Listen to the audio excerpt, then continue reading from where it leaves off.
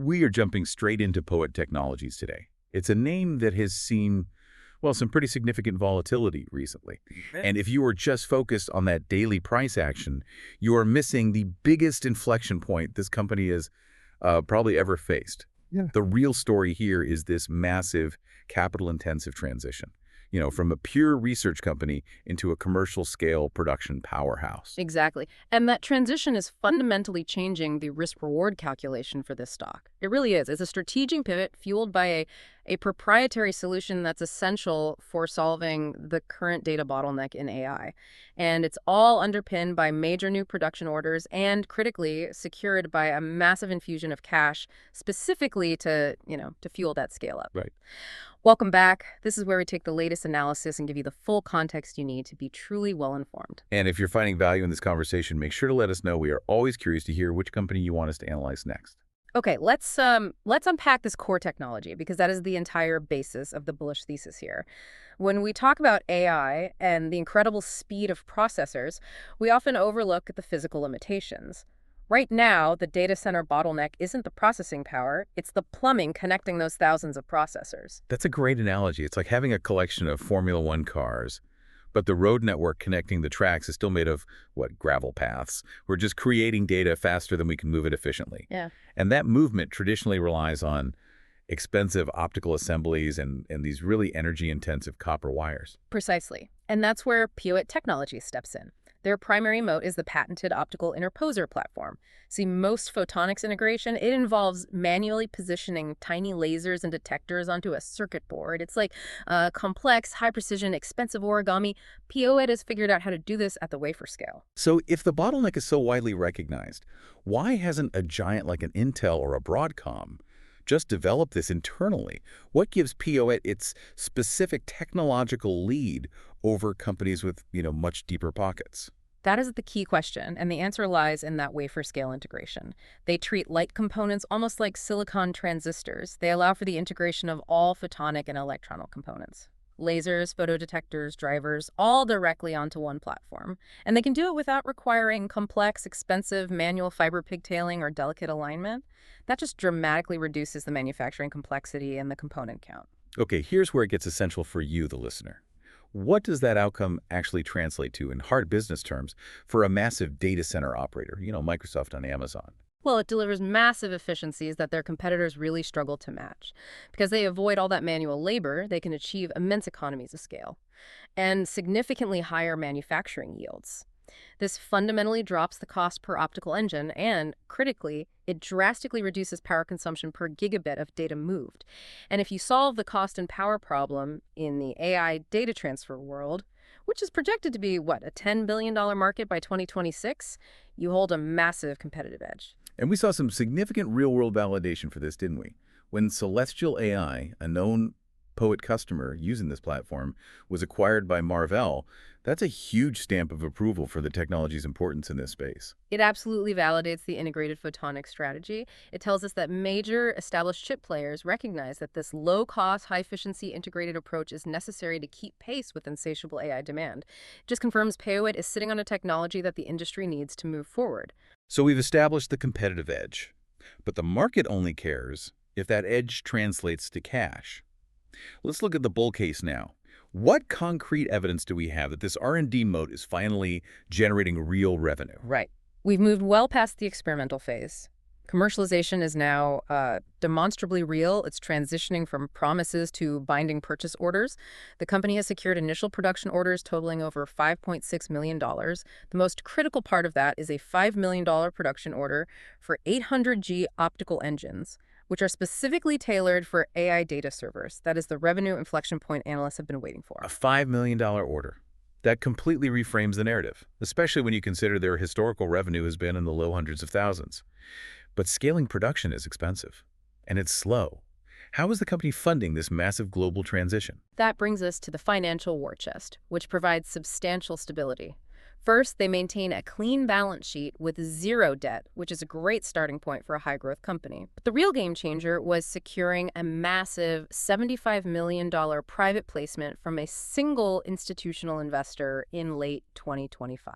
And why is the fact that it came from a single institutional investor so important? I mean, $75 million is a large sum, regardless of who cuts the check. It's a massive strategic difference. A single institutional player committing that much capital is a powerful statement of conviction. It validates the long-term technology vision and the manufacturing scale-up strategy. It's far more meaningful than a collection of smaller retail investments. It also mitigates that immediate dilution risk and just signals this profound strategic belief in the platform's future. That $75 million provides the necessary runway to fund the scaling of their critical production facilities in Malaysia. And the market is clearly reacting to this. I mean, this infusion of cash and the order volume, we've seen the shares trading pretty constructively. They're moving above key technical levels like the 50-day and 200-day moving averages. Absolutely. We are seeing clear signs of accumulation. You've got elevated call option activity and a noticeable decline in short interest, suggesting market positioning ahead of this expected revenue recognition. And that optimism isn't just confined to retail chatter. We saw analysts stepping in recently. Northland, for example, raised their price target substantially, and they explicitly cited this order momentum and the cash runway as the key ingredients for future success. You know, when I look at the projected growth outlook, I have to pause. Analysts are projecting a massive, 535% year-over-year Q4 2025 revenue growth. And that's driven purely by these new AI-related photonic integrated circuits. That's an extraordinary leap from the historical figures. What exactly is the mechanism analysts are using to justify that kind of jump? The justification is the shift. It's a shift from low-margin development revenue to high-margin, high-volume production revenue for those 800G engines. If they execute on just that one $5 million order on time, it instantly changes the entire revenue trajectory. And that justifies a growth rate that absolutely dwarfs the broader U.S. semiconductor industry averages. The technology demand is proven. The execution is the only variable left. That growth potential is certainly immense, but it brings us to the necessary counterpoint, the bear case, which revolves entirely around the current financial reality and, most importantly, execution risk. And this is where we need to introduce some caution. Moving from the lab bench to the factory floor is inherently fraught with risk. It's like being a startup chef who successfully makes one perfect dish, and now investors expect you to immediately open 50 locations globally while maintaining the exact same quality and cost structure. It rarely goes smoothly. And POET is currently unprofitable. Yeah, we have to acknowledge the hard numbers beneath all the excitement. Indeed. Despite the cash raise, they're dealing with negative free cash flow and trailing 12-month net losses of $50.55 million. This context makes its current valuation, for example, a price-to-book ratio of 13.9 a major concern. That high P/B means investors are valuing this company far above its tangible assets. They're betting solely on future orders and revenue that have not yet materialized. That risk is just amplified by the fact they are burning substantial cash. And we've seen those inevitable operational hiccups recently that remind the market just how sensitive this timeline is. We have. Scaling manufacturing is notoriously tough, and POET Technologies had a revenue miss in Q3 2025, reporting 30 cents a share versus a consensus expectation of 55. Oh, wait, that's not per share. That's 0.3 million versus 0.5 million in revenue. Right, sorry, 0.3 million in revenue versus a consensus of 0.55 million. Thank you for that. A miss like that, even if it's small in absolute dollars, it severely hurts sentiment because it shows that predicting the exact timeline for these R&D transitions is, well, it's difficult. So the ability to flawlessly execute on that large order backlog, that's the single biggest determinant of future success. Precisely. Remember, the $5 million 800G order delivery is scheduled for the second half of 2026. That is still many quarters away, and any significant delay will rattle the market because the current valuation demands timely perfection. And while the $75 million raise bought them time and flexibility, the long-term capital needs for this global scale-up remain. We previously saw how sensitive the market is to dilution concerns when they utilized that $143 million shelf registration and a prior share sale. And this is crucial for you, the current shareholder. A shelf registration essentially means the company has a mechanism ready to print new shares on demand to raise capital quickly. While it's necessary for funding the enormous cost of building out the Malaysia production facility, which is designed to eventually produce over 1 million optical engines annually, for you, the current shareholder, it's a potential tax on your ownership. It lowers the value of your existing shares to generate that required growth capital. Dilution is the persistent risk you bear when funding these massive scale-up projects. Okay, let's zoom in on the immediate future. We need to give the listener the specific timeline, the catalyst calendar. What specific near-term events should they be tracking to monitor the successful navigation of these risks? The first major checkpoint is the Q4 2025 earnings results. They're expected around March 30, 2026. And while the historical revenue will still be low, the market will be focused entirely on management updates. They need to provide clear guidance regarding order execution status, the qualification of the new Malaysia facility, and specific updates on the timeline for that AI revenue ramp. So the focus is less on what they did last quarter and more on management's confidence in what they will deliver in the next 6 to 12 months. Exactly. We also need updates on product development timelines and key partnerships. We need specific production milestones, particularly the ramp-up of the 800G and 1.6T transceivers, especially those being developed through partnerships, such as with Semtech for 1.6T receivers.